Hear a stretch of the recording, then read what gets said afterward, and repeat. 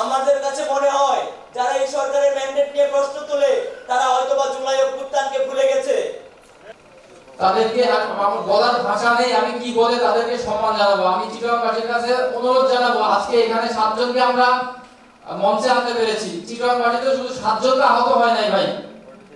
যে লড়াই আমরা শুরু করেছি আজ নয়, এটা দীর্ঘ।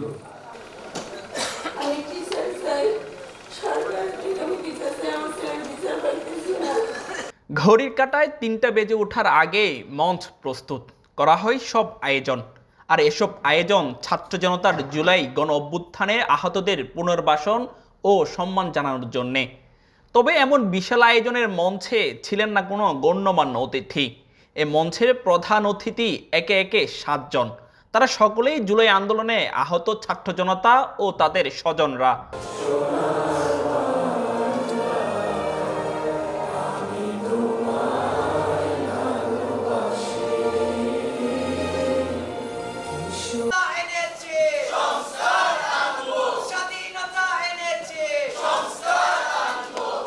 কেউ এসেছেন অশ্রুসিক্ত নয়নে বিচার চাইতে, আবার কেউ বা এসেছেন জুলাই বিপ্লবের বিভীষিকাময় সেসব দিনের কথা বলতে। সকলের চোখে মুখে বিপ্লবী চেতনা। এই গণঅভ্যুত্থানে আমি আমার চোখের সামনে আমার অনেক ভাইদেরকে মারা যেতে দেখেছি। আমার মৌলিক অধিকারের পরে আমি ট্যাক্সের টাকা দিচ্ছি, অবশ্যই প্রশাসন আছে আমার সুরক্ষার জন্য। নিহত পরিবারগুলো বা আহত পরিবারগুলো কিভাবে চলতেছে শুধু একটু খোঁজ খবর নিলে বুঝতে পারবেন যে কি তাদের কত কষ্ট। তাই আমি ওখানে 1 ঘন্টা মতো বেহুশ ছিলাম। ওখান থেকে হেঁটে আর একটা রাস্তা দিয়ে যখন যাচ্ছিলাম ওখানে আবার পুনরায় আবার মারছে।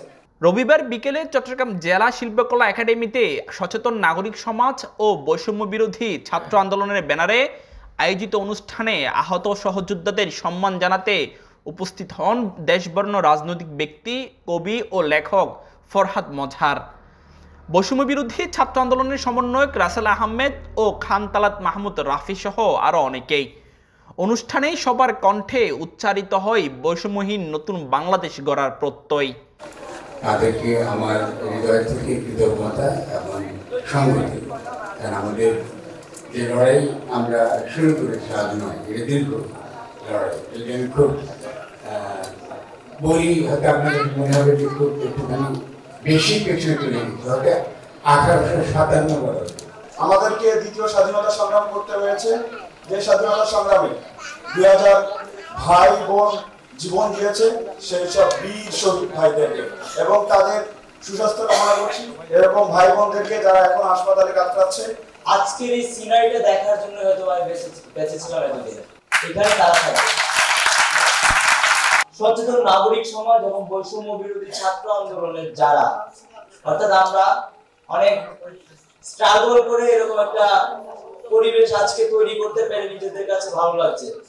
প্রাণের বিনিময়ে, আত্মত্যাগের বিনিময়ে আমরা আজকে কথা বলতে পারি, অধিকারের কথা বলতে পারি, মত প্রকাশ করতে পারি, সমালোচনা করতে পারি, ক্ষমতাকে প্রশ্ন করতে পারি, স্বাধীনভাবে চলতে পারি।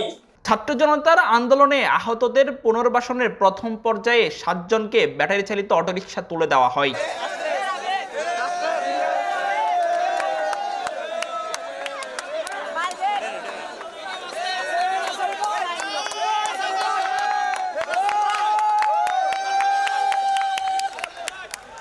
আব্দুর রহমান ইমন, চট্টলা 24, চট্টগ্রাম।